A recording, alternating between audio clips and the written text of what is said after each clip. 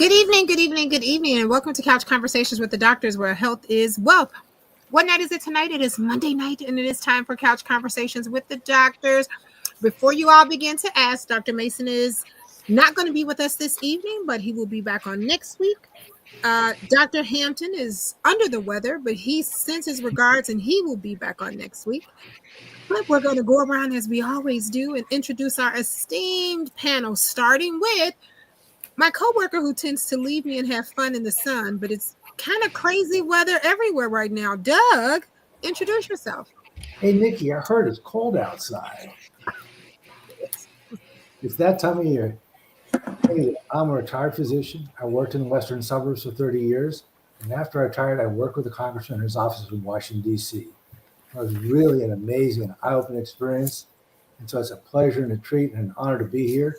I'm going to try and answer your questions as best I can. Outstanding, and thank you so much to the one who's known on these streets as Dr. 100. That's Dr. Maya Green. Dr. Green, why don't you introduce yourself? It is called Nikki and 100. I remember either 1 or 2 years ago when Dr. Graham said we was going to have an invitation to his house in Florida when it got cold. I'm still waiting 100, but I'm glad while I'm waiting, I'm glad to connect with community. I'm glad to learn from community. I'm glad to live in community. So thank you, Congressman. Thank you, Nikki, for putting this together. All right. I want to say hey to our special guest that's here with us on this evening from the Lawndale Voice News, the Lawndale newspaper. That's our very own Isaac Lewis. Isaac? And you're muted, Isaac. We can't hear you. Well, hello, everybody. Isaac Lewis, publisher, North Lawndale Community News. Also, I am a 47-year vegan vegetarian. So I'm a health advocate, even though I still consider myself a novice, but expert in practice. All right. Want to say hey to Sandell Scott, who's here with us. Hey, Sandell, how are you? Audrey Jaycox is here, and she says, good evening to everyone. Well, to the man who makes this possible for us each and every Monday night, to the one who teaches us that true wealth is our health. That's our very own Congressman of the Illinois 7th Congressional District, Congressman Danny K. Davis. Congressman? Well, let me thank everybody. It's getting close to Christmas time, and we were just chatting a few minutes ago that it's hard to find a reason not to enjoy the Christmas season. I mean, you have to really look. I mean, things are going well. The weather isn't too bad. Individuals got some of the things that they hope to have for Christmas.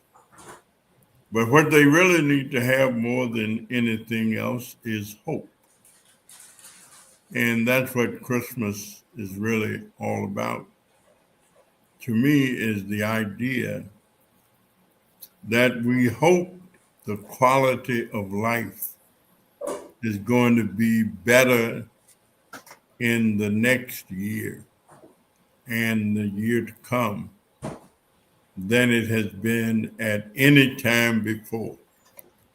We're going to be happier. We're going to be healthier. We're going to have a greater understanding. I remember when I was a kid, we used to say all it takes to make me happy is 2 little boys to call me Pappy.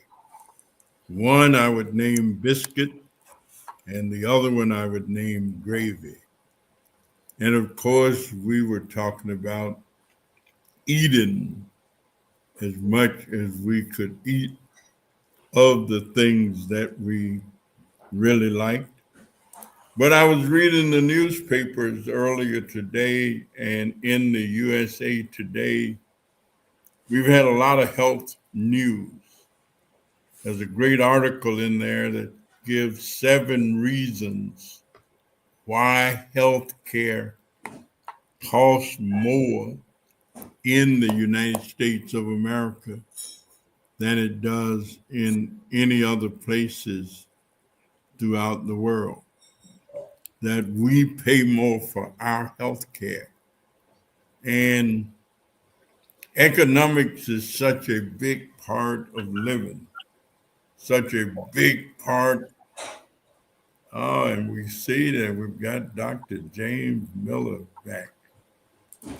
We are so delighted, Dr. Miller, that you are back. We know that you've had a little bit of a health issue yourself. And it looks like no matter what you do and no matter who you are, you're subject to have these health issues. Absolutely. Nancy Pelosi went out of the country. Luxembourg, it had to have hip replacement while she was there. And so it really means that you can't run away or you can't get away That's right. from health issues, health challenges, and health needs. So I want to, as we begin, wish everybody a wonderful holiday season. And I always say I'm not going to get carried away, but things keep going on.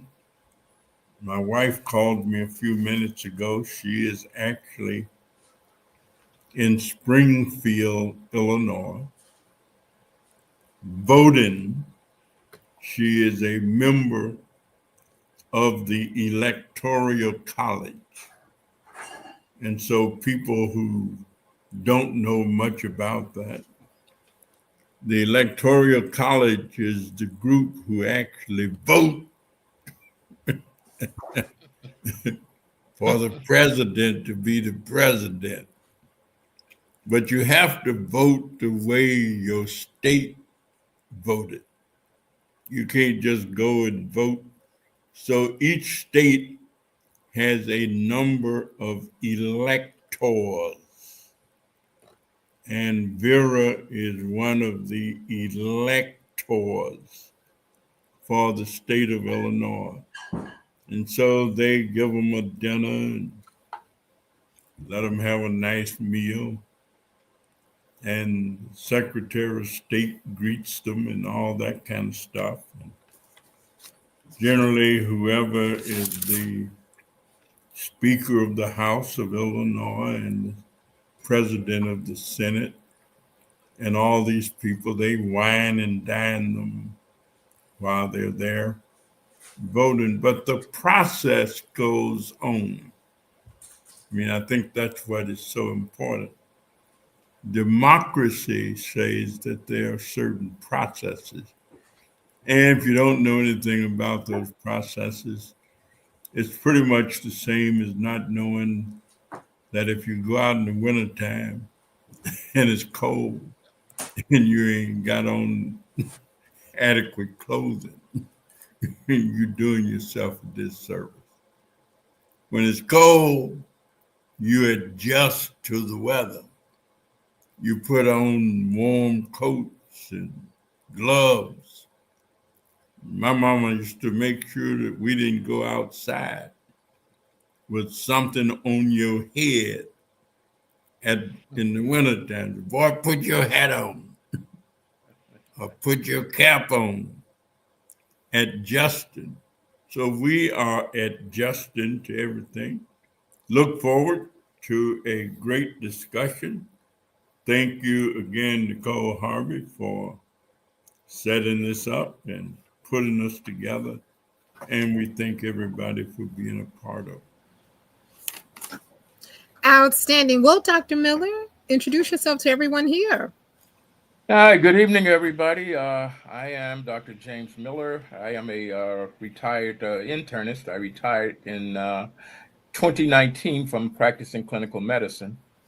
But I'm still working to heal our community, and there's so much work to continue to be done that's going to be done. It will continue to go on even beyond my time, but I'm trying to do what I can during my time so that that hopefully things will be better than they have been, or that there'll be some improvement or some things that will help to lead and guide the future generation. So that's it for me. Outstanding. Well, Audrey Jaycock says, thank you.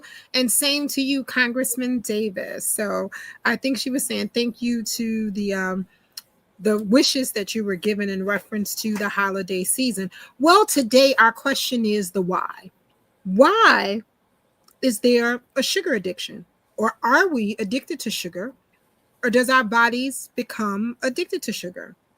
Well, our guest tonight, who says he's a novice, wants to ask our panel of highly professional physicians about sugar addiction.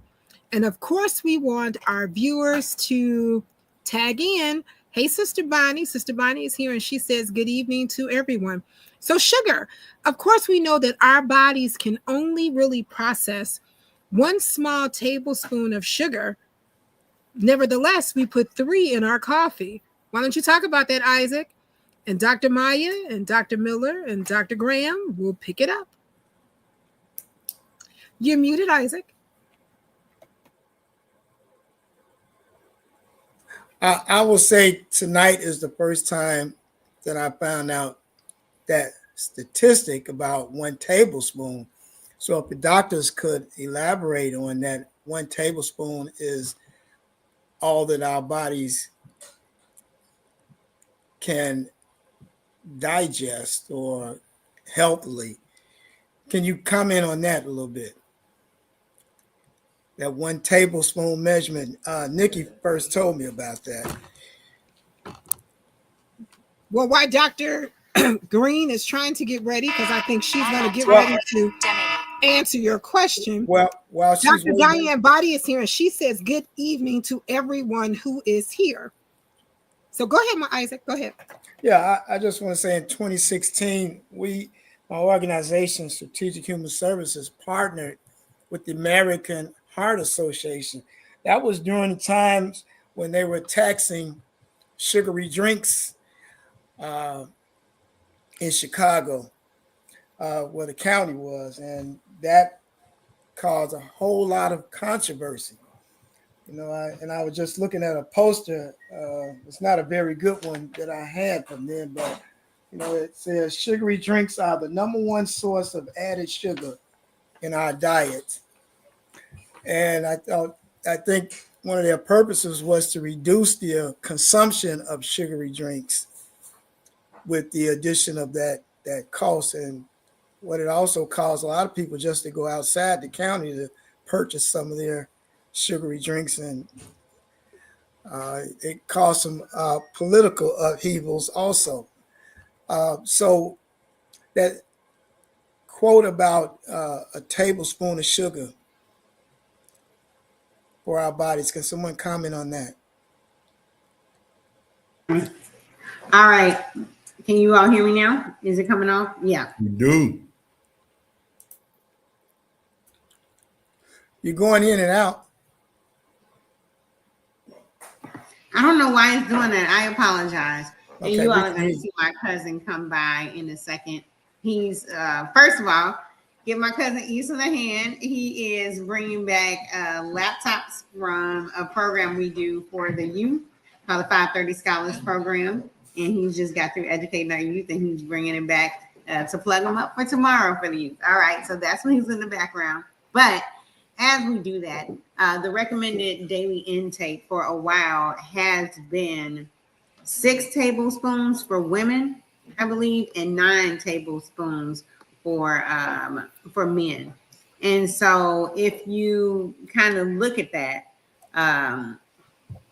what happens if you have too much sugar? Can you still hear me? Yes. Yes. Good. What happens if you have too much sugar is after that, the body can only process so much sugar, right? So it just starts to store it. It just starts to store it. And once you start storing sugar, it essentially can throw off your body chemistry. But once you start storing sugar, it'll store as much as it can. It stores it in fat, it stores it in muscle, different places. But sugar also then begins to land after it doesn't store it, after it's in the liver, after those type of things, and after our pancreas can't release enough to get rid of it and process it. it starts sitting on our organs because it's floating around in the blood, just like the sugar when I was younger. And my brother would make iced tea and I would make iced tea. I would take that whole square container and just hold it over the water, right, and let it dissolve. My brother, it just was like almost like he knew that taste, or he had that one teaspoon idea. He just put a little bit, and you couldn't taste it. But when I would make it, it would be so much that sugar then sits on your nerves, it sits on your muscles, your organs, it sits everywhere. And when it sits on your nerves, it makes the nerve dysfunctional because the nerves operate on electric currents, right? And now you got this sitting here like dun dun dun dun dun dun. And if the nerve isn't active, it's like lights in an abandoned house. That electricity sits unchecked long enough, it starts to go out. The nerve is dysfunctional, right?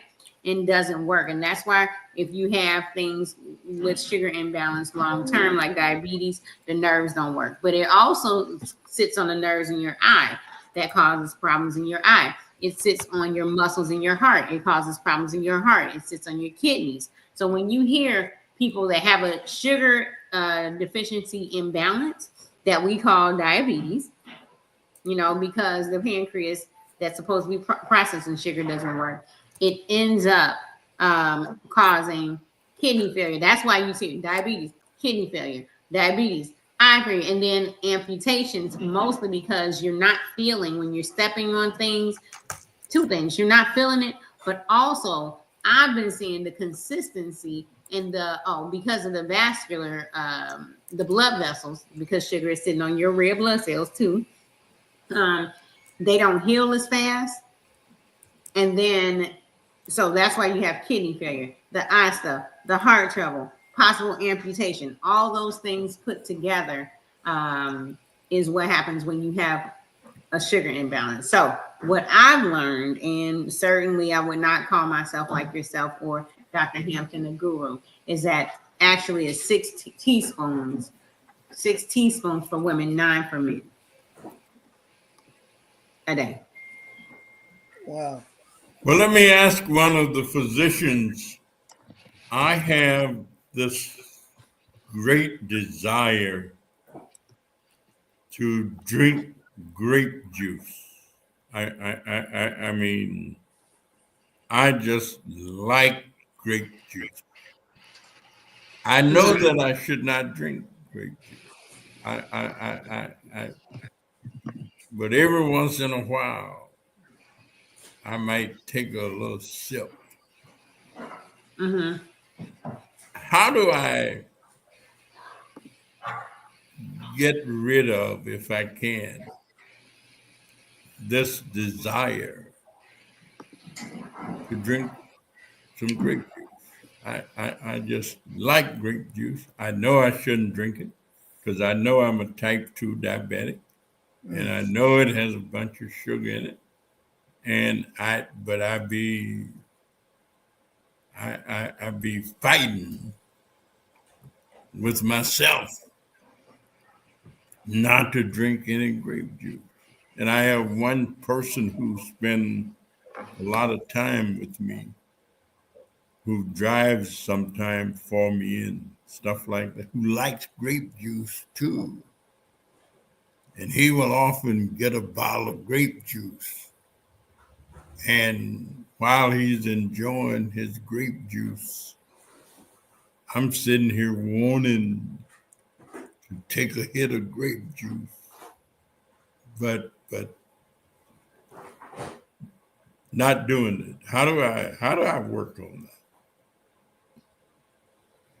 that? So one of the lessons we had earlier about Go ahead, Jim. Go ahead. was things like that are going to make your sugar go up really, really quickly. It's hard for the body to handle. But if you have vegetables first, then some kind of animal protein, your body's better able to have the sugar. So one strategy is hold off on the grape juice until you've had the vegetables and the proteins. But another strategy is to be prepared if that person offers you the grape juice, you've got something else that you can drink in its place. And I know that people, when I was a kid, my mother would cook about 10 or 12 different cakes, and she would cook 8 or 10 pies, every kind of cake, every kind of pie, and just having it around sometimes would be enticement. Of course, we didn't have much of a sugar problem at that point. If we did, we didn't know it.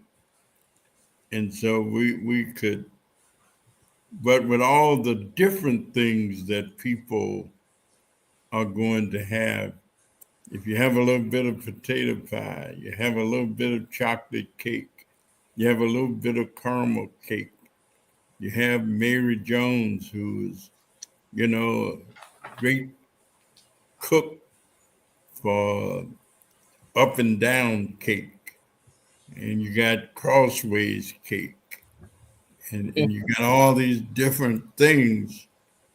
If you just do a little bit, you end up with a whole bunch of sugar if And you tasted some of it.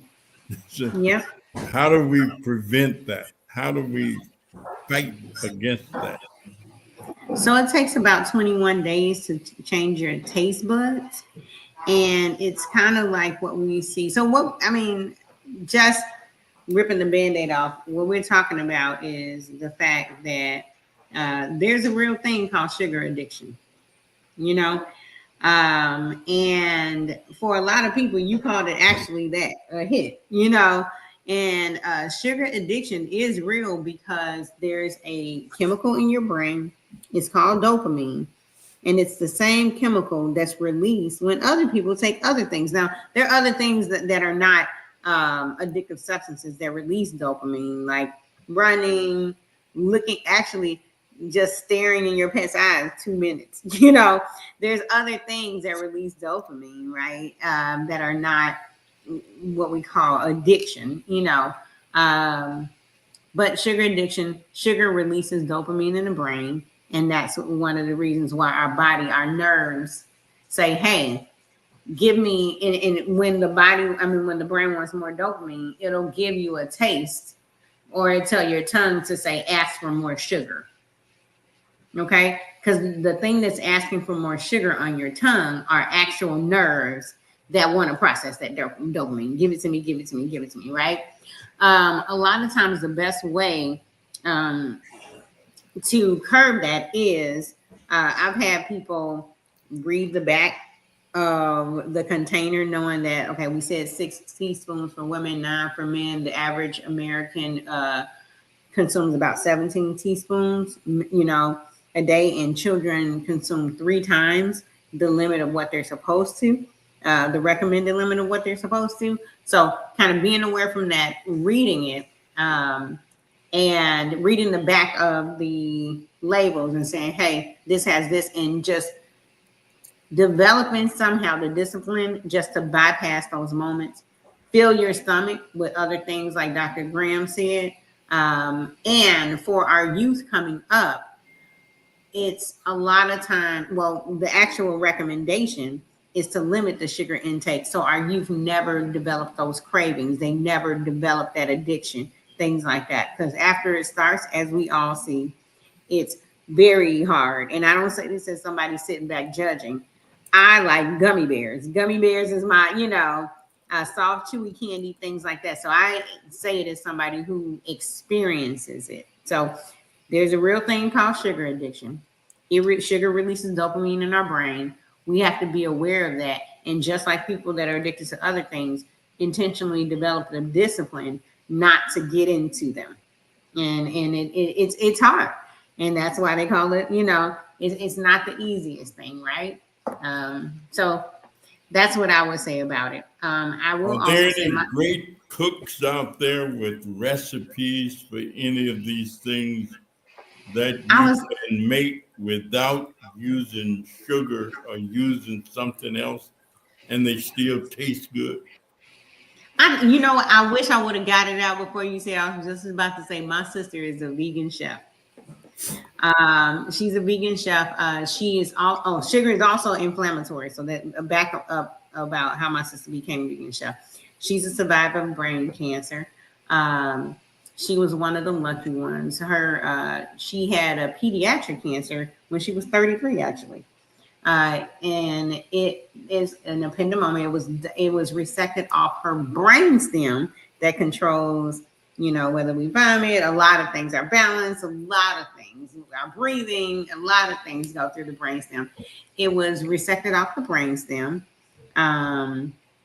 successfully with no recurrence. So sugar, that inflammation process is one of the things that can cause the body to be in a chronic inflammatory state. I'm not saying sugar caused the cancer. I'm saying sugar causes your body to be inflamed because your body is not meant to have that in it, right? And I asked her years later, I said, wait, because our family throws down all kinds of foods, right? So I said, why, when our family has its roots, New Orleans, Mobile, Mississippi, I mean, we cook, how did you develop the discipline to stop eating all that stuff and stop eating the sugars and things like that? And she said, Maya, everybody in our family dies in their 50s. No, have you noticed nobody makes it past? Nobody makes it to 60. And she said, and you know why? She said, because we all poisoned ourselves. The sick thing about it is that we knew it was poison when we ate it. We knew it wasn't good for us when we ate it. And that's why she became a vegan chef. And sugar is one of those things, unfortunately. And, how timely is this? Nikki, you're going to bring this up during the holidays right before people eat their, you know what I'm saying? Then they probably on here like, what is she talking about? Get off my screen. I'm just trying to have people use Splenda or something else instead, or agave. I want people to go into 2025 with a new lease on life, not having to use so much of the sugar. I know it's like Kwame Brown says, this grape juice is serious. More protein curves, the sweet craving. He also brought up jelly cake. Now, Kwame, how you gonna bring up jelly cake? Sandel actually asked us if we can address some of the artificial sugars just as well. Well, let me first say I'm one of those that use agave, but still you have to limit it because it still has sweetness and sugar in it. And as Dr. Maya was talking about the dopamine, that's just one of the pleasure experiences that people get, and we all love to feel good. And that's what people, because even when sugar, if you take a straight teaspoon of sugar, but it's not that good. It has to be in the right amounts for you to get pleasure out of it. And I heard the congressman talked about the grape juice. I was watching this film called That Sugar Film. Came out in 2014, and I encourage everybody to watch that. And it shows that when you just have the juices, you have the concentrated form without the pulp. So when Dr. Graham talked about eating fruits and vegetables and stuff, when you drink juices and stuff, it's just like taking some concentrated medicine. So you need to do a small amount of it just to get that taste out the way if you got to have it, Congressman. But, no more than 4 ounces and then, I didn't have my medicine for the day. If that's all the juice you're going to have. And you have to look at it. It is poison when you do too much. And changing our mindset is what it's going to take, because as Dr. Maya talked about, that we do these things even though we know that it's going to be harmful to us. So we have to start reprogramming how we think about things that give us instant gratification, pleasure, and know that it's an enemy. If it's too good to be true, it's too good to be true for our health. Well, Dr. Maya, there's an Instagram question for you. And the question says, Dr. Maya, you mentioned that nerves in our tongue craves it and says, give me more, give me more. Well, my tongue, I believe, tell me to stop, because sometimes I can have something that's sweet and then I instantly stop and want water. Does that mean I don't crave sugar or I don't want it? Does that maybe mean that I have sugar under control? Or does it mean that I simply don't like it? Can you help me explain?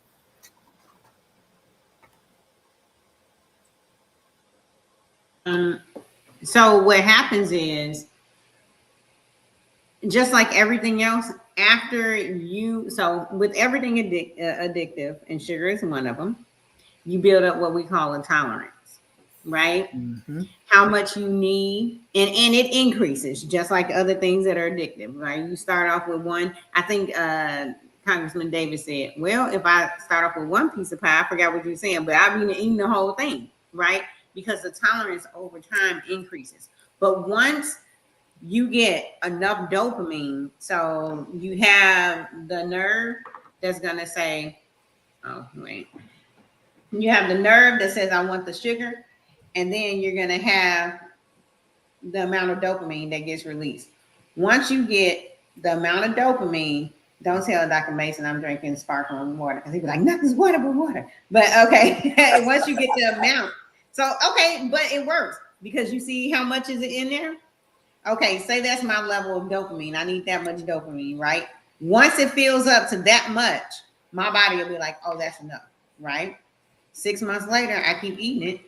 It wants to rise to this level. Once it gets that, that's when I get enough dopamine to get the feeling I want, or as we refer to it, the hit I want, and then it calms down. 2 years later, I'm needing a full bottle worth of sugar. I mean, I'm needing a lot of sugar to get up to this level of dopamine, and because my body is getting used to it and building up a tolerance. So once you reach your level that you need to release the amount of dopamine you release, that's when your body says, okay, you can stop now. I hope that answered it. Yeah, I'll just Probably know. add Tell to me that. again. Yeah, I was trying to find out why they took the water fountains out of most public places where you can't get a drink of water, and you gotta buy a bottle of water if you want some water. that I mean, what was the motivation or the whatever? I mean, I always feel kind of, when I'm in the airport, I got to pay $5 to get myself a little hit of water. And can I just say too that the water reclamation uh, department, they do a good job in Chicago, but we know like what happened in Michigan with their water, and water is not always the purest when you go to those public places. But it satisfied the lack of the popularity of bottled water, which has come into play now. But even drinking faucet water is minimal, and I see that whether it's families that working class and rich, even to those that are on public aid, buying water instead of drinking it out of the faucet. Yeah, well, I think a couple of things about the faucet water is that, like all these things that we eat and drink, a lot has to do with what we taste, and the faucet water, is there to provide certain kinds of minerals and those kinds of things which affect how it tastes, and therefore, if you start drinking water that doesn't have some of these minerals in it, doesn't have that same taste, and the other taste is more pleasant to you and more pleasing to you, you're more likely to to look at doing that. I think that's one thing. The other thing is that also people are a bit more health conscious, and a lot of times, a lot of the public water drinking fountains, we don't know how well they are maintained. We don't know exactly how much, how people are, what kind of germs people may be introducing that you're concerned about consuming. So, there's a lot of issues with that. Who's maintaining it? Who is taking care of it? Who's cleaning it up? And are they actually doing that in a way that I don't have to worry about getting some kind of an infection by my consuming the water from that fountain, as opposed to if I got it in the bottle, I'm pretty certain that what's there is there, and no one else is introducing anything to that. So I think those are reasons. And one of the other things that I wanted to add to, Dr. Meyer was saying how as we begin to build up to consume sugar, with time we build up tolerance, which means I might start off with a teaspoon being very okay with me, but after a period of time, now I need more to satisfy me, because to get the kick that I need, or the dopamine that I need, my body will now require more of water or sugar in order to do that. Now, also, I think the opposite. Once we take that away from ourselves and we go a period of time without that, I think the opposite can also be true, in this sense that if we stay away from the sweet stuff for a long period of time, and even though you may be reintroduced to it, you also find that this is too sweet, because now you sort of not been having your tongue, your taste hasn't been has been reframing from it for a period of time, and now when you're introduced to it, you recognize the amount of sugar and the sweetness in it, and for someone who's refrained for a while, it becomes too much, and you have to build that back up. And so part of the whole idea with reframing for a period of time, it does help you to become to be able, and that's part of the addiction, is like with being addicted to anything else. But you have to reframe, and you have to help to fight that desire. And so that's part of the fight, in terms of overcoming some of the things that we may be addicted to, is holding ourselves for enough time that our body no longer gets so accustomed to it, and that our body don't begin to desire it less. The less we are exposed, the less desire that we have, until we start to building that back up. And I think those are important things that we, I used to drink, soda in the bottle and can. And I can't stand soda now. It's just too sweet. Right. I haven't. And so when you stop doing it, then it doesn't, the things that you have stopped doing and gotten away from, and when you reintroduce, you feel you feel the excess, and the excess isn't as appealing to you as it was when you were drinking it, daily or 3 or 4 times a week. Yeah. So I want to say hey to one of our Instagram viewers who sent a message to the congressman. The viewer says there was a April 24th, 2019 article from WBEZ congressman that talked about the city of Chicago replacing all of the park district's fountains. They found that the water fountains in the park districts had high levels of lead in them, and that their plan was to shut down, renovate, and renew over 1,200 of these fountains for drinking water. They had a 5-year plan. Well, Congressman, of course, it isn't. We are now approaching 2025, and this still hasn't been corrected. And the president has gave lots of money to the park districts to repair a lot of these things, and they're not done. Just wanted to share that with you and to let you know that you guys invested money in a good plan, but are they working on this plan? Also, I used to think that bottled water was really just a way to make money, because where are they bottling this water? Isn't it just the same water that we drink? I think Chicago's tap water really kind of tastes pretty good. I've been to other cities and the water just doesn't taste the same.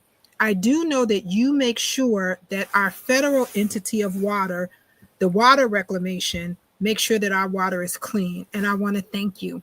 Want to say hey to Linda Johnson, who's here. She says, good evening to everyone. Gwen Jones is here, and she says, wow, I never thought about that before. And Jerome is here, and he says, what is this?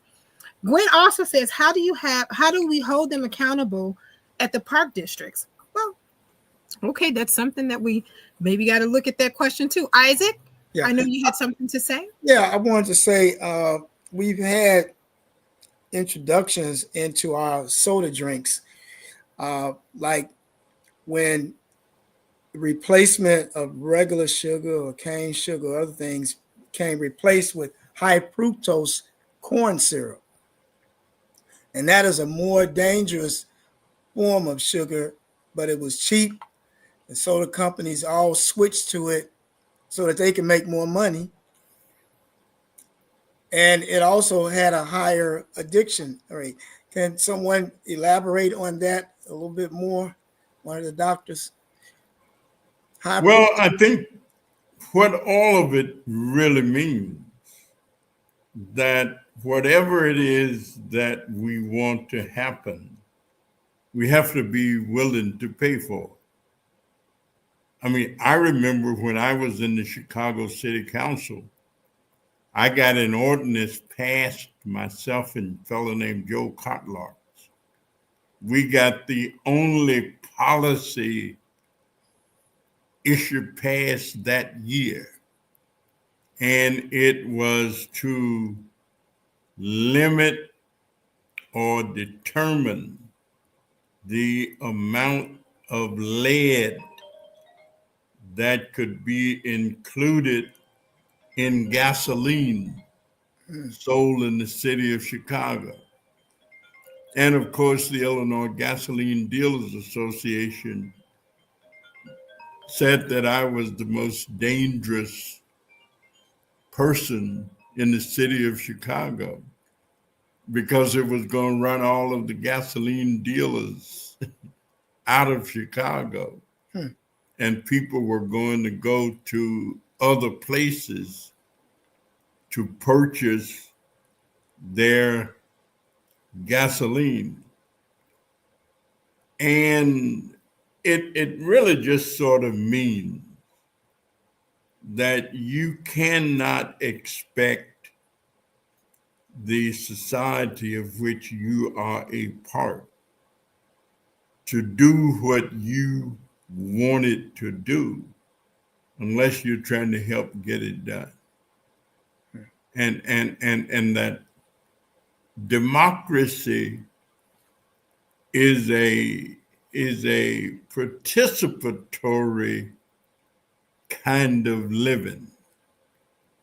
And if you're not participating in trying to make these things happen that you think ought to happen, then it means that you're simply relying upon, are you willing to accept whatever it is that somebody else does?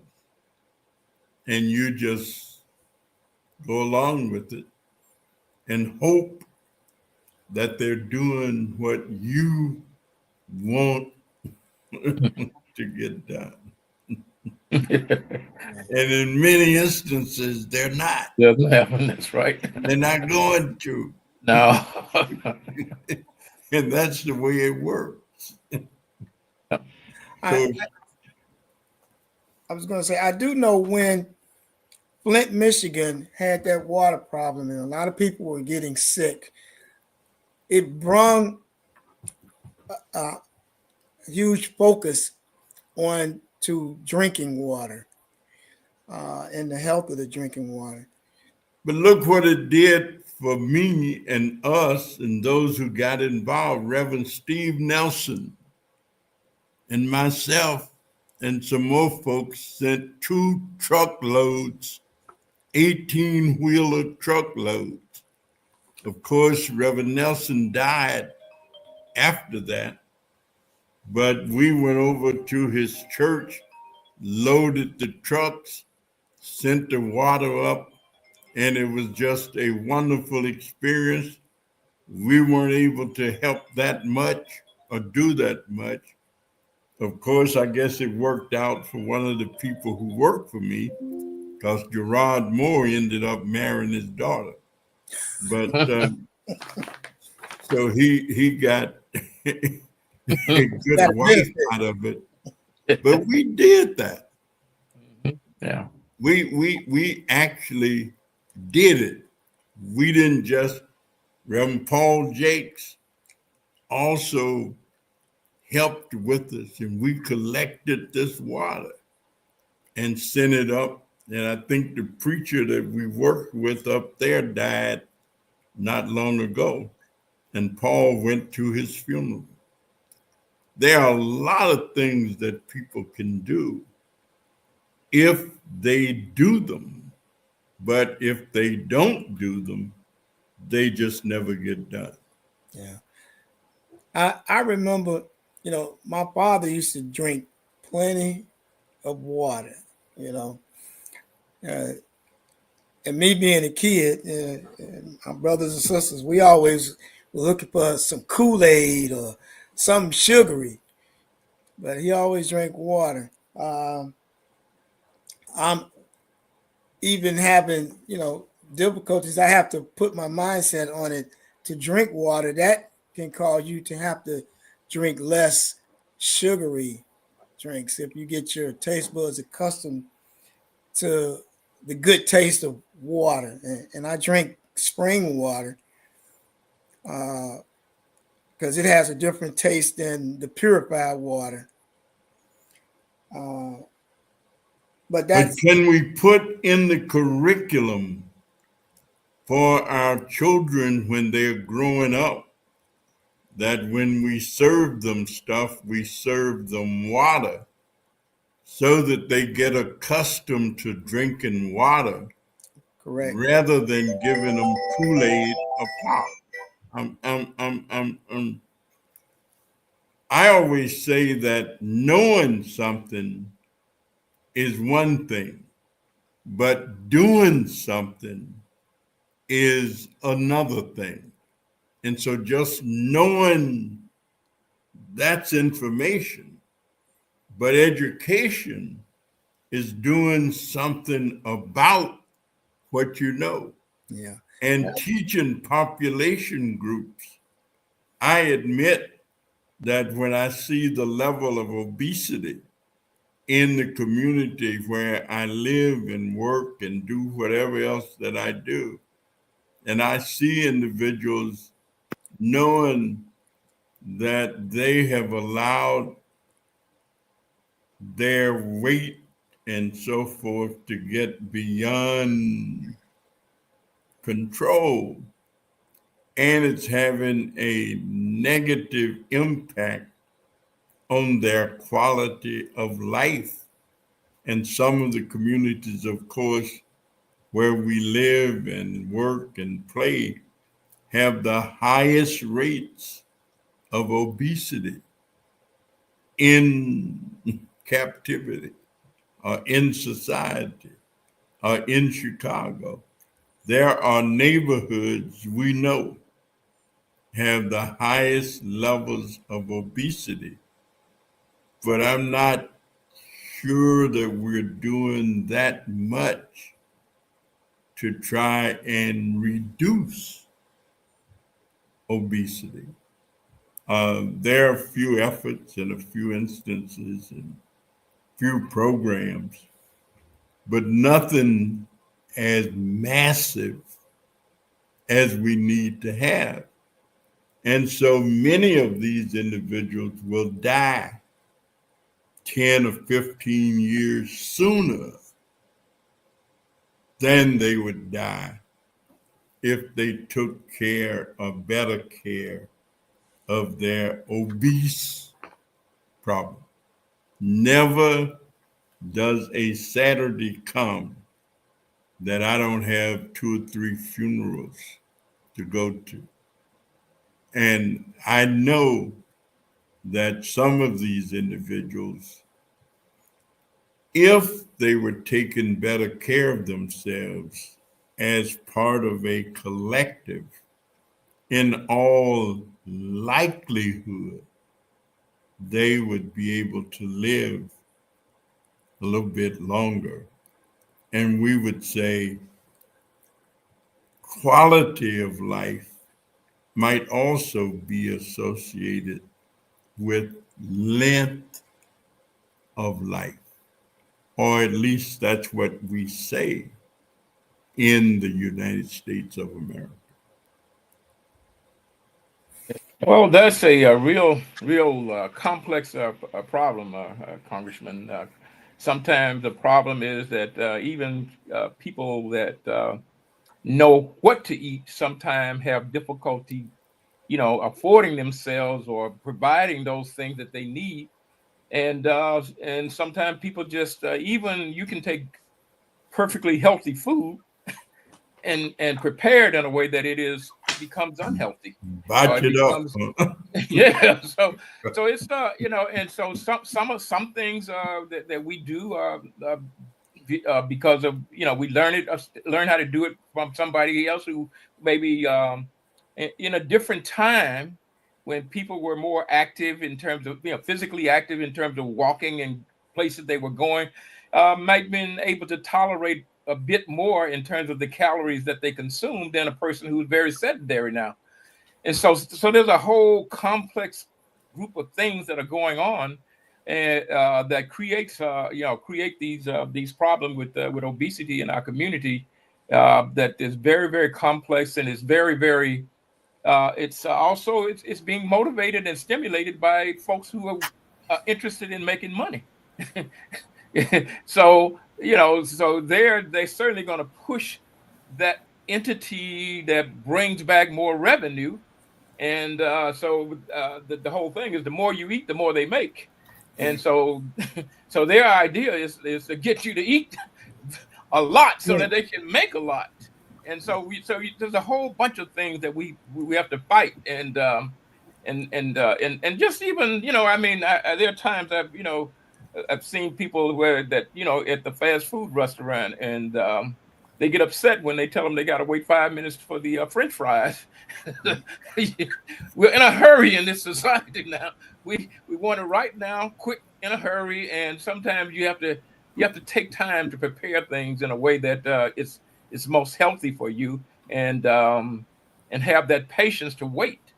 That's sometimes that's very hard. So and when we look in our community, we're going to find fast food joints a lot quicker than we find places that serve healthy food. Yeah. I want to ask Absolutely. Nikki Well, give me 1 second, Isaac. Go ahead. Great. Tate says, I have a question, Unc. So whoever Tate's uncle is, I'm going to ask you to type your question in and ask your question. And we'll definitely read your question. We do have a few moments left. Connie Taylor is here and she says, good evening to everyone. Deborah Williams says, they say Coca-Cola can clean acid off of your battery. And they ask, what do you think it does to our body? So why did the FDA or who do they allow? Why did the FDA or who even allows it to be sold? That's a great question, Deborah. Also, Deborah says kids drinking things other than water and milk may start at home at early ages. They start filling up their cups and their bottles with juice and pop or whatever the parent is drinking at the time. Thus, this is why parenting classes are so very much needed. Well, that is correct, Deborah. I have an Instagram person that says, my sister puts pop in her baby's bottle and puts a little water in it. Like that really helps. Let's just give the baby water. Okay, Isaac, you had that question. Go right ahead. I know you started off the show talking about the why. So my question is because this is an important topic, and I even had a health fair in partnership with the American Heart Association on it. But why did you pick sugar as this topic for tonight? What was the history of how it came back that you say, well, we're going to do sugar tonight? So, the congressman started this conversation around Thanksgiving when he wanted to make sure that, statistically speaking, the doctors were on and they actually shared that there is a robust number of patients who come to the doctor the day after Thanksgiving, and they are ill because they have overeaten, they've oversugared, they've overdid some stuff. So the congressman actually started this conversation just making sure that we are healthy in our diet choices, making sure that we eat in moderation and do things in moderation. So I know that sugar can be an addiction, and it can even be more addictive than some of our illegal substances that are here out on the streets on today. So we just want to make sure that we stay in that same frame of mind, making sure that we're healthy. Christmas is approaching us next week. And we know that there are so many things that have sugar in it. You know, some people cook peas and put sugar over in the peas. Some people put sugar in their spaghetti to actually cut the acid of some of the tomatoes. Then, of course, you're going to have chocolate cake and caramel cake and key lime pie and pecan pie and homemade ice cream and all of those things. Then some people make cornbread and they put sugar over in the cornbread. Now, I can't leave out the sweet potatoes that may have cream and what? Sugar over in them. So when you're fixing your plate and you put all these things on your plate, you are over sugaring because we're not doing it in moderation. And then the next day you're at the hospital, or that night you're there because you've over kind of sugared yourself. Your medication that you might be taking can't take the overload. So, you know, our show is for preventive reasons. It's for entertainment purposes. We're not telling you don't listen to your doctor, don't take your medicine, don't do this, don't do that. What we're trying to do is enhance your growth in health activities so you can be healthier and wealthier. As I said, we're going into 2025. And as the congressman said, he wants us to do this in a better spirit. And we just want to go into it with a better spirit. I can speak from my own personal experience when it comes to soda. I am allergic to dark soda. I can't drink anything dark soda. But when I could drink it, I was a Dr. Pepper fan. I loved Dr. Pepper. It actually took me to have an allergic reaction to it, not to be able to drink it anymore. Once I stopped drinking Dr. Pepper because I was allergic, now I don't crave soda anymore. If I drink a soda, I'll drink a ginger ale if my stomach is kind of queasy. And usually now I drink an old bougie ginger ale from Benny's Liquors. It's real ginger ale. It's not like a ginger ale pop that has a bunch of sugar in it. It's real ginger ale to kind of calm my stomach down. But now if I drink a soda, I can only drink a half a can. I can't drink like the whole can. So if I do buy some soda, I'll buy those mini cans. And I find myself now even drinking maybe half of that, because I guess the dopamine in my brain tells me, okay, you've had a couple swallows or a couple swigs, whatever you want to call it, and you're good on it, and I don't want anymore.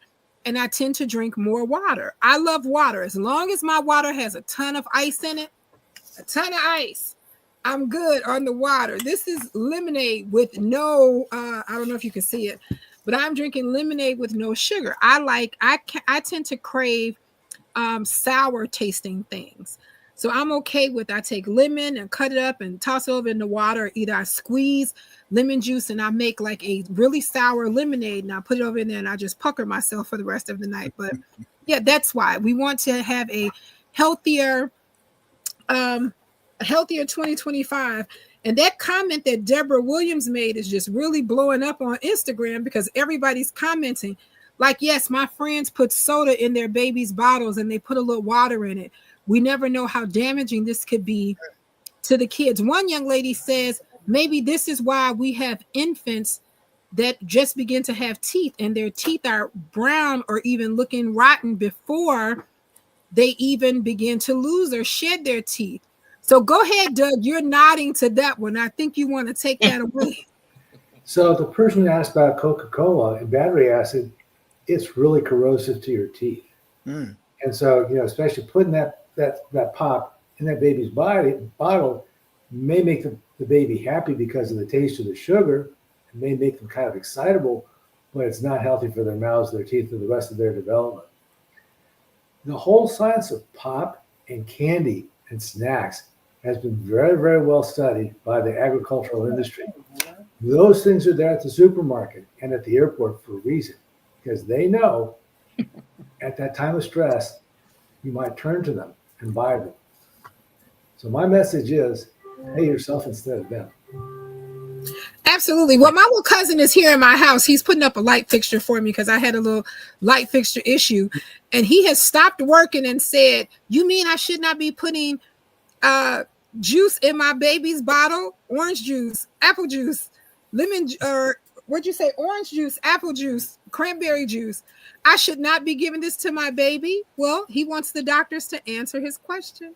I would check the pediatrician because many of these juices have a lot of sugar in them.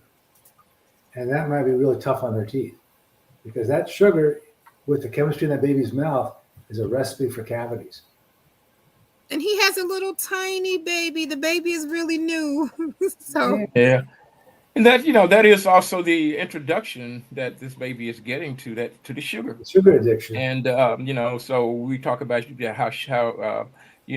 how you get addicted to sugar. I mean, if we weren't giving, if the baby wasn't introduced, there would be no addiction. But if you introduce him now, he's going to have a more difficult time trying to get that baby just milk or water because now the baby done got used and addicted to the sugar. And oftentimes, if they get to a certain level, they are going to reject something that's in that bottle that doesn't have that sugar that they now crave.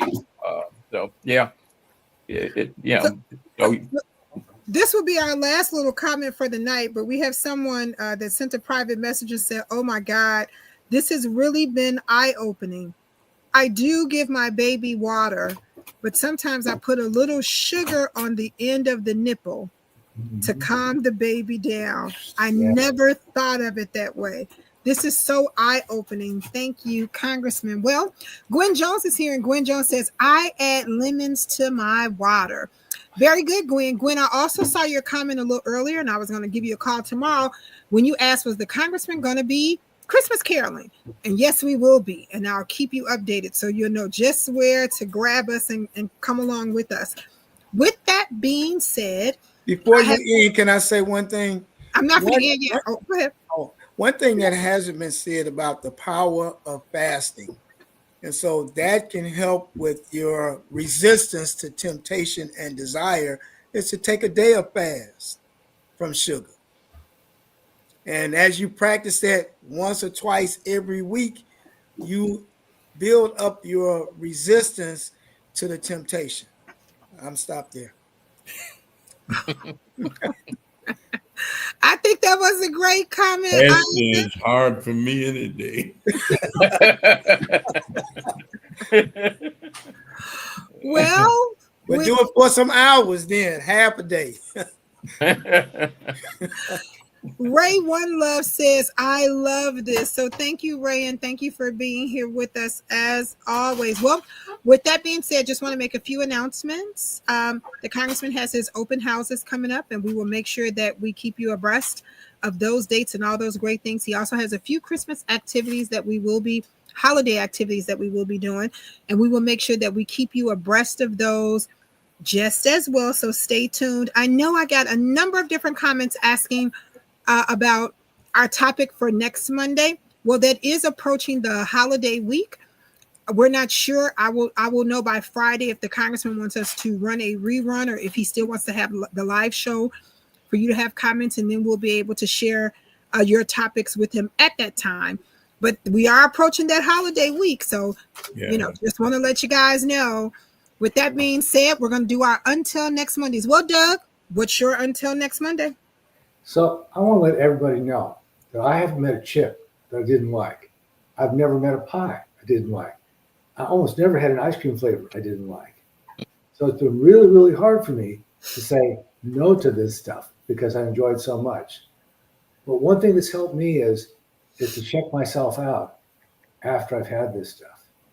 Because if I take a whole bag of Doritos, it might be good going in, but an hour later, I don't feel so good. I'm going after that second scoop of ice cream. That first one might taste very good, but by the time I get through the second one, I'm not feeling very good. So I like to think that all of us have a little bit different chemistry and biology. So I'd say pay attention to what your body's telling you and listen to it when you finish and see whether or not this is working for you or making you feel less good than you could. Outstanding. Well, Dr. Maya had to jump off. She's still seeing patients tonight, but she sends her Until Next Mondays. And her Until Next Monday says, well, until next Monday, be sweet. Don't eat sweets. All right, Dr. Miller, your Until Next Monday. My Until Next Monday is this. Listen, as we approach this holiday season, let's do it with peace, love, and caution. caution means that watch out for each other, watch out for the children, watch out for the things that are around us that may be harmful to somebody else. So this is a season that we come together to celebrate, the birth of Christ, and let us remember what the season is all about, and let us not just let us, Christ was about love and about life. So let us not do things to destroy life, but let us do things to build life up for our lives, for the lives of those that we love, and even for the life that for people that we don't necessarily have a relationship with, but just people that we know. And if we can do that, I think that the new year will be a lot better than it otherwise would be. Outstanding. Well, Isaac Lewis, you're until next Monday. Well, my until next Monday is a couple of Bible scriptures. One, know ye not that your body is a temple of God, and know that the devil seeks to steal, kill, and destroy. And, as my father used to always say, the devil will make you feel good all the way to hell. So think about that.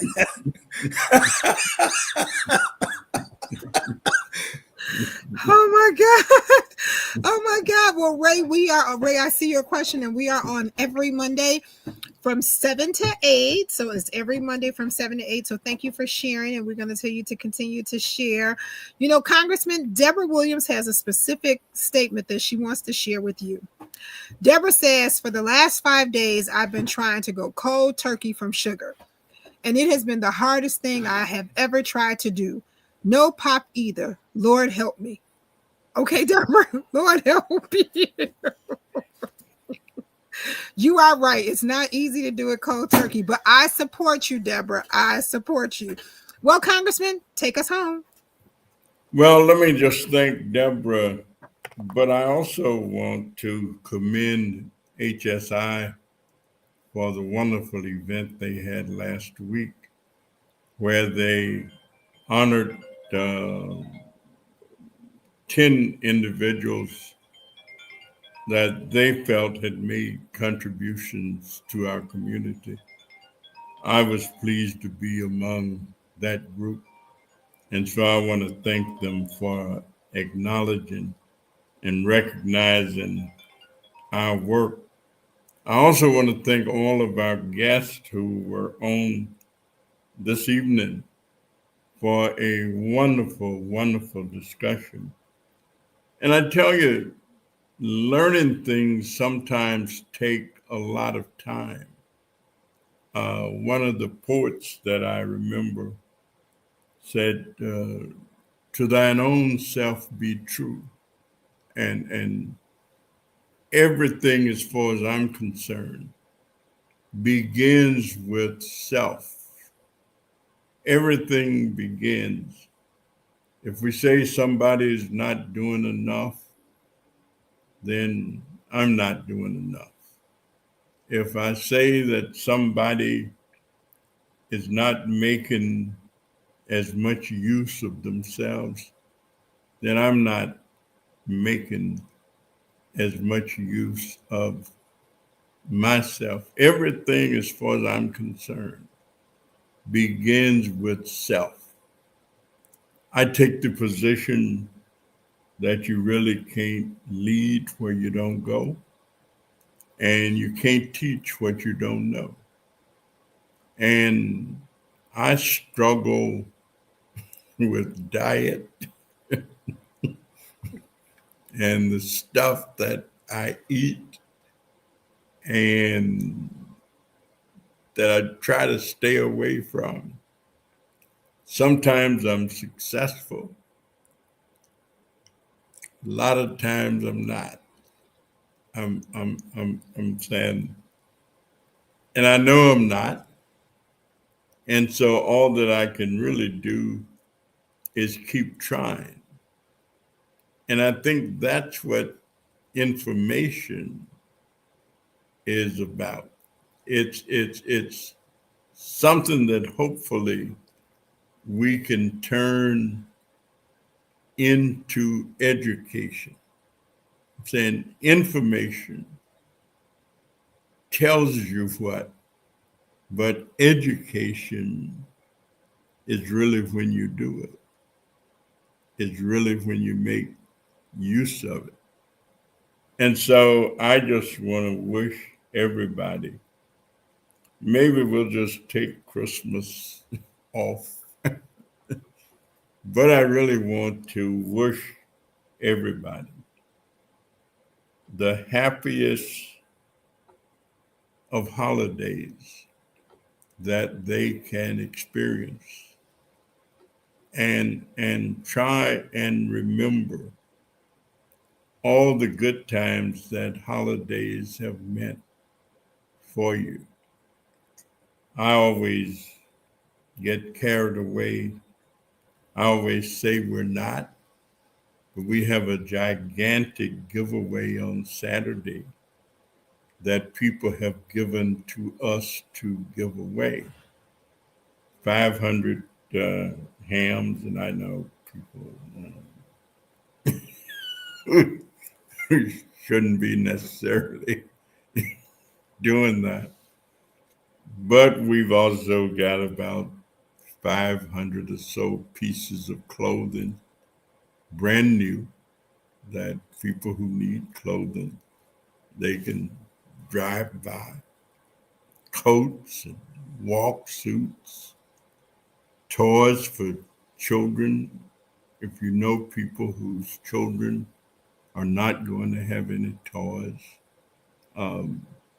they can come by our place beginning at 10 o'clock on Saturday, and we'll be giving away all of that stuff, and feel good about doing it. We always do our Christmas caroling on Christmas Eve. This year we are doing shelters. That is, shelters for men and shelters for women. And I want to thank JJ, just a fella in the community, Jerome Jones, who just brought us about 50 brand new jackets, coats that we take to men and women in shelters and those kind of places. And so if anybody know any people who have need of those things, the singing, well, we do the best we can. We don't we don't advertise that the Christmas carols are going to be that great, but at least we try, Silent Night and all that. So please join us. We have open house also on the 23rd, and welcome people to stop by and have a drink of mistletoe. Well, whatever you drink, but some water, But in case people just want to drink, we'll have some of that too. So have a wonderful, wonderful night. And may the good Lord bless and keep you all. And hopefully you have the most wonderful Christmas you've ever had during your lifetime. Thank you. Good night. All right.